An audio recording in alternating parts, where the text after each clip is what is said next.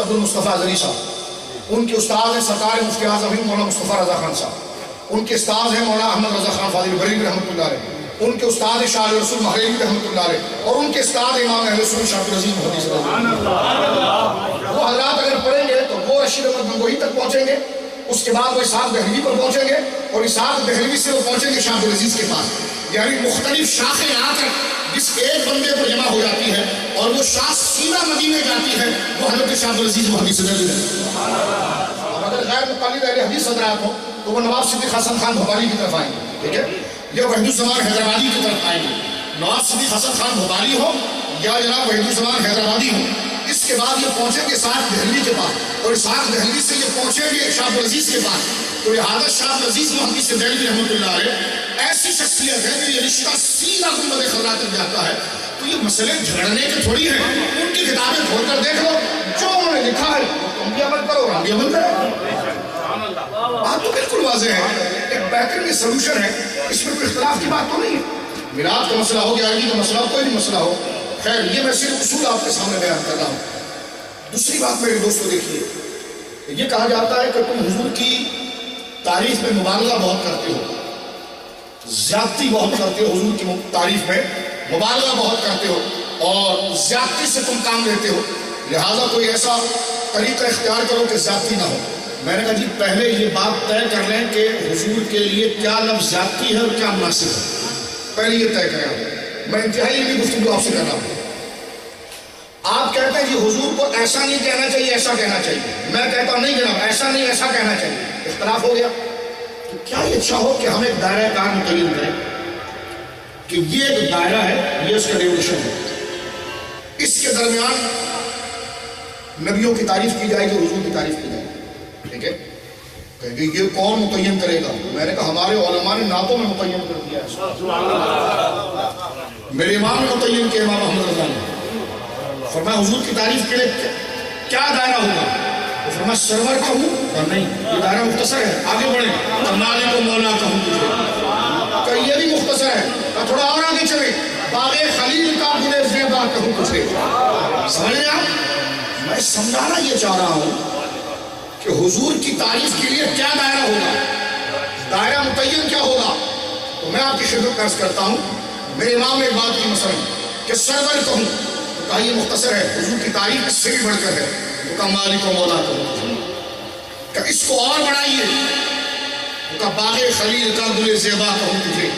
پھر آگے ایک بات کی ہے کہ تعریف تو اس کی جائے کہ جس میں کوئی عیب ہے، اس کے عیب کو نکالیں اور اس کی اچھائی کو بیان کریں۔ تو میرا امام کہتا تیرے تو وصف عیب تنائی سے ہے بری۔ حضور تعریف کے لیے تو الفاظ اس کے لیے لائے کہ جس میں کوئی نقص ہو، نقص نکالیں اور پھر وصف بیان کریں، اور یا مصطفیٰ تیرے تو وصف عیب تنائی سے ہے بری۔ حیران ہوں میرے شاہ میں کیا کیا کہوں تجھے، حیران ہوں میرے شاہ میں کیا کیا کہوں تجھے۔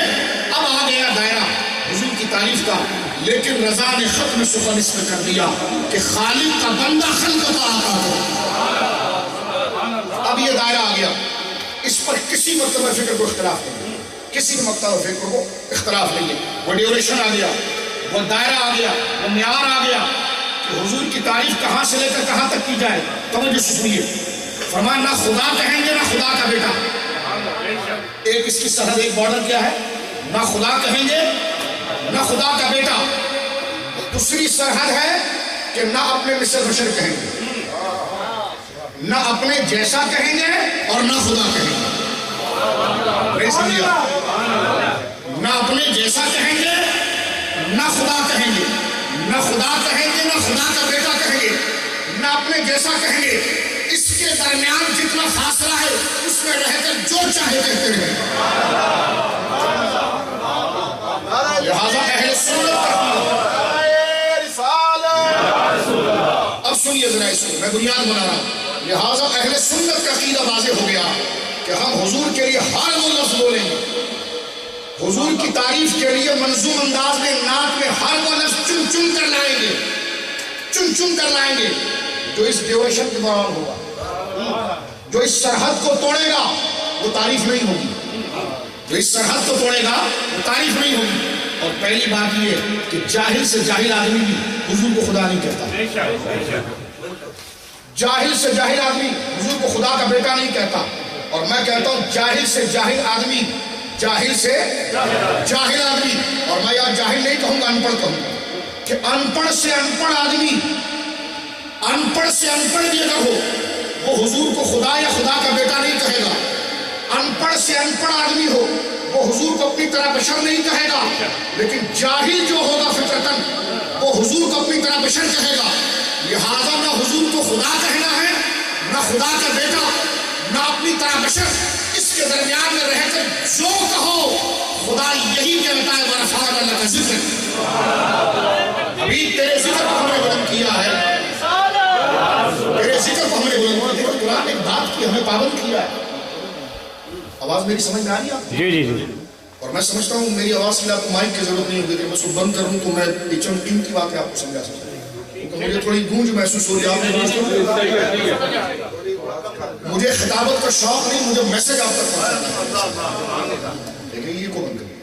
آپ ذرا میری گفتگو ذرا توجہ سے سنیے. جو میں بات، جو کنفیوژن جہاں سے پیدا ہوتی ہے، میں ذرا اس کا سلوشن بتا رہا ہوں. دیکھیے میرے دوستو، پہلی بات مستی کی توجہ سے سنیے. ہم حضور کی تعریف کر رہے ہیں پھر بھی بدعت کا فتویٰ آتا ہے. ٹھیک ہے، ادھر کہا جاتا ہے جی ہم بھی تو حضور کی تعریف کر رہے ہیں، آپ ہمیں گستاخ کیوں کہتے ہیں؟ اب دونوں میں جھگڑا ہے. ہم حضور کی تعریف کہیں تو ہمیں کہتے ہیں بدعتی ہے، وہ تعریف کہیں تو کہا جاتا تم نے حق ادا نہیں کیا. تو جھگڑا شروع ہو گیا. تو اس کا سلوشن نکالا جائے، ایک اس کا حل نکالا جائے. اور حل کیا نکلے کہ بھائی پہلے یہ طے کرو کہ اگر ہم نعت پڑھیں تب بھی بدعتی، وہ کہیں ہم محمد رسول اللہ کہیں تب بھی کرنے کا تقاضا ادا نہیں ہوتا بقول تمہارے. تو ہم نے کہا تم محمد رسول اللہ پڑھو تب بھی تقاضا ادا نہیں ہوگا. تو وہ ہم سے کہتے ہیں کہ جب تم ہمیں یہ تانا دیتے ہو کہ ہم محمد عربی کو رسول کہیں تب بھی ہمارے سے تقاضا نہیں ہوا، تو ہم بھی یہ کہیں گے کہ تم نعت بھی پڑھتے رہو تب بھی تقاضا ادا نہیں ہوتا. تو پھر سر جوڑ کر بیٹھیں اور یہ دیکھیں کہ تعریف کا تقاضا ہے کیا. سبحان اللہ. اب کوئی تیسرا آدمی کہے کہ بھائی اس کی کیا ضرورت ہے، نمازیں پڑھے، روزہ رکھے، سب کچھ کرے. میں نے کہا نہ جلد بازی نہ کریں. حضور کی تعریف کا ہمیں حکم دیا گیا، حضور کے ادب کا ہمیں حکم دیا گیا. اور اس حکم کی اگر تلافی ہو گئی، اس حکم میں اگر کمی رہ گئی تو پکڑ ہوگی. کیوں؟ کیونکہ قرآن نے کہا ہے وہ تعزروہ و توقروہ، میرے نبی کی خوب تعظیم کرو، خوب توقیر کرو، خوب تعظیم کرو، خوب توقیر کرو.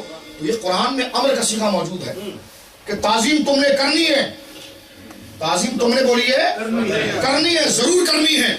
اب ہم اگر نعت پڑھ کے تعظیم کریں تو وہ کہیں گی یہ تعظیم کا طریقہ نہیں ہے. وہ اگر صرف کلمے پر انحصار کریں تو ہماری طرف سے کہا جائے یہ تعلیم کا تقاضا نہیں ہے. اب دونوں پریشان ہیں، دونوں طرف کے لوگ پریشان ہیں کہ جناب پھر تعظیم کا ہمیں حکم دیا گیا ہے، توقیر کا ہمیں حکم دیا گیا ہے، درود و سلام پڑھنے کا، ذکر کرنے کا ہمیں حکم دیا گیا ہے. تو اس کا دائرہ کار کیا ہوگا؟ تو پہلی چیز تو یہ متعین کریں گے ہم کہ دائرہ کار یہ ہوگا کہ تعریف یہاں تک کریں گے کہ خدا نہ کہیں. تعریف یہاں تک کریں گے کہ خدا نہ کہیں، تعریف یہاں تک کریں گے کہ خدا کا بیٹا نہ کہیں. اور نبی کی سیرت کی طرف اگر ایک ہے فضائل اور ایک ہے سیرت، ایک ہے فضیلت اور ایک ہے سیرت، ایک ہے تعظیم ہے اور ایک سیرت. سیرت حضور کی پریکٹیکل لائف ہے، ٹھیک ہے، اور اس میں جو حضور کا سٹیٹس اور درجہ ہے یہ فضیلت ہے. تو فضیلت میں اتنا بڑھائیں گے ہم جہاں تک اجازت ہے کہ خدا نہ کہا جائے.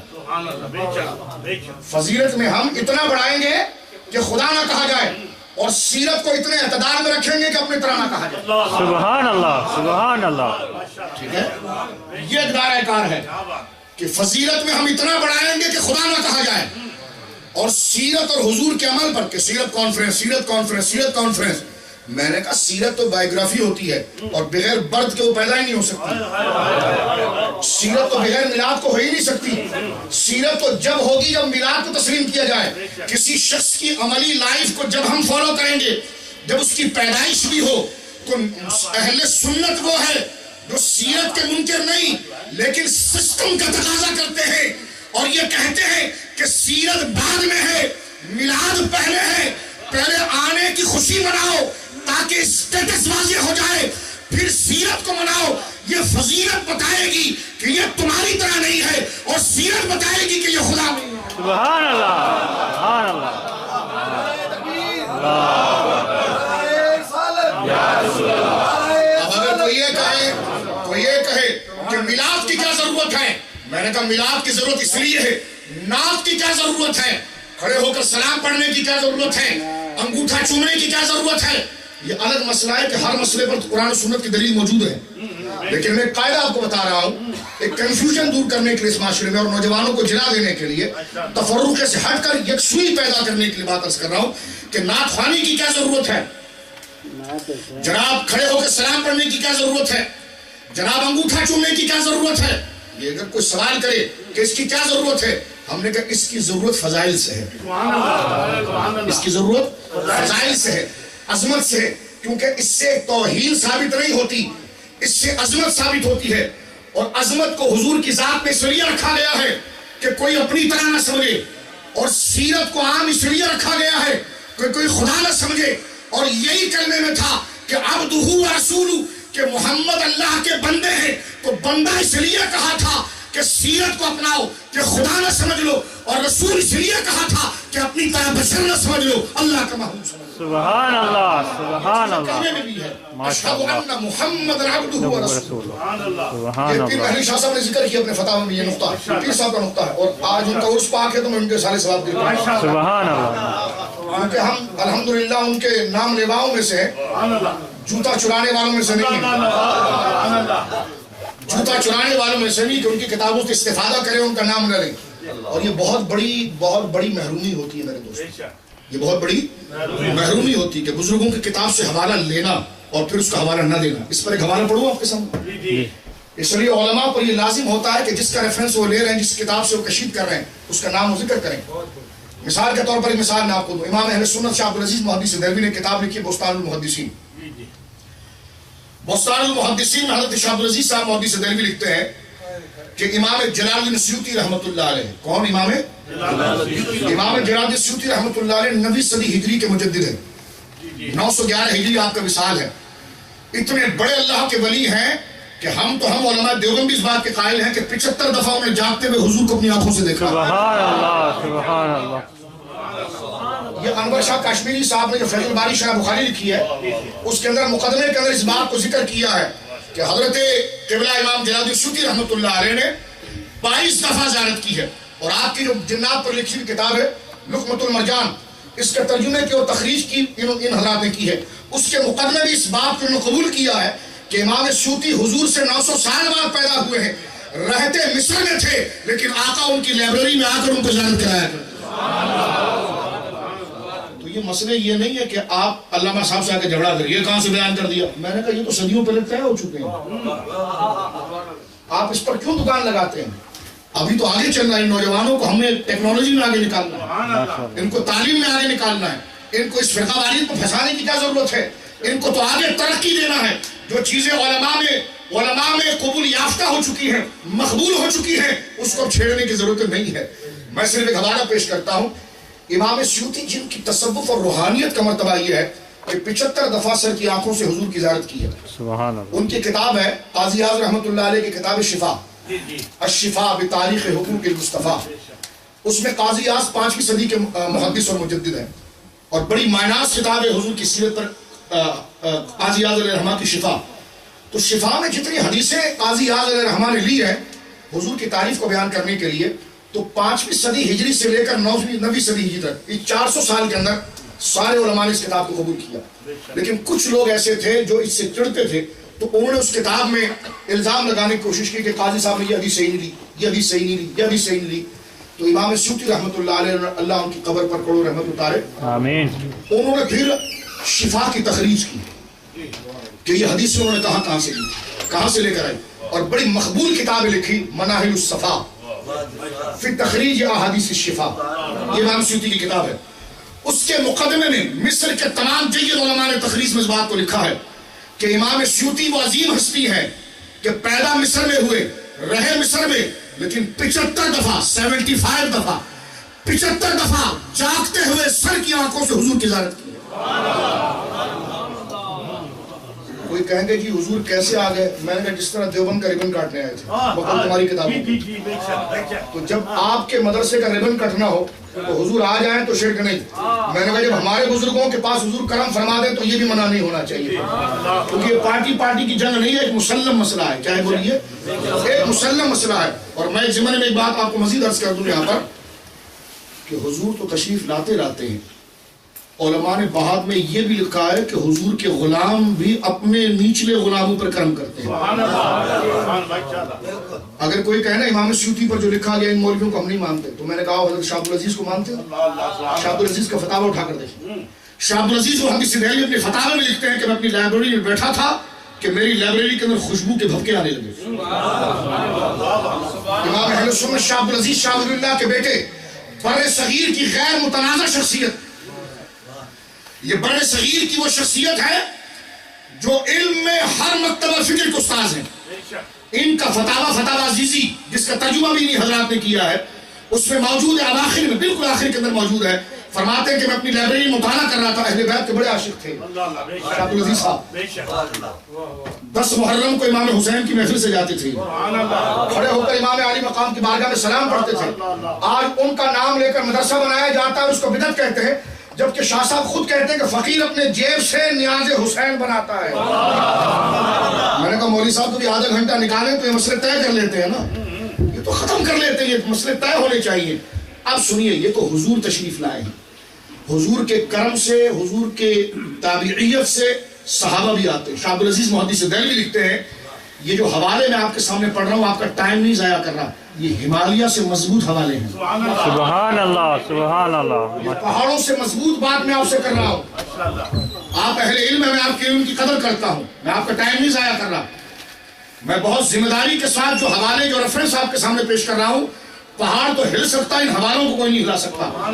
اس لیے کہ جو اہل علم ہے وہ دلیلوں کی، ایویڈنس اور دلائل کی قدر کرتے ہیں اور دلائل کو دیکھ کر چلتے ہیں. تو یہ اہل علم کی محفل، اس لیے میں بات آپ کے سامنے کر رہا ہوں. شاہ عبدالعزیز محدث دہلوی کہتے ہیں، ذرا دل تھام کے بیٹھیے گا میں کیا حوالہ پڑھ رہا ہوں آپ کے سامنے. فتاوی عزیزی میں لکھتے ہیں کہ میں اپنی لائبریری میں بیٹھا ہوا تھا کہ ایک خوشبو کا بھبکا آیا. میں نے اس خوشبو کو سونگا، اہل بیت کے بڑے عاشق تھے. خوشبو کو سونگا، کہتے یکایک میرے اندھیرے کمرے کے اندر اجالا ہو گیا. میں نے مڑ کر دیکھا تو مولا کائنات شیر خدا موجود تھے. یہ شاہ صاحب نے لکھا، اور یہ دور کی بات نہیں ہے، یہ 12ویں صدی کی بات ہے. یہ 12ویں صدی کی بات ہے، 200 سال پرانی بات ہے. 200-250 سال امام احمد رضا کی پیدائش سے تقریباً 50 سال پرانی بات پڑھ رہا ہوں آپ کے سامنے. 1272 امام احمد رضا کی پیدائش ہے، اور یہ 1211 کی یہ روایت پڑھ رہا ہوں جو شاہ صاحب لکھ رہے ہیں. 50 سال کے لگ بھگ کا فرق ہے. کہتے ہیں کہ میری لائبریری دہلی کے اندر حضرت علی شیر خدا تشریف لائے.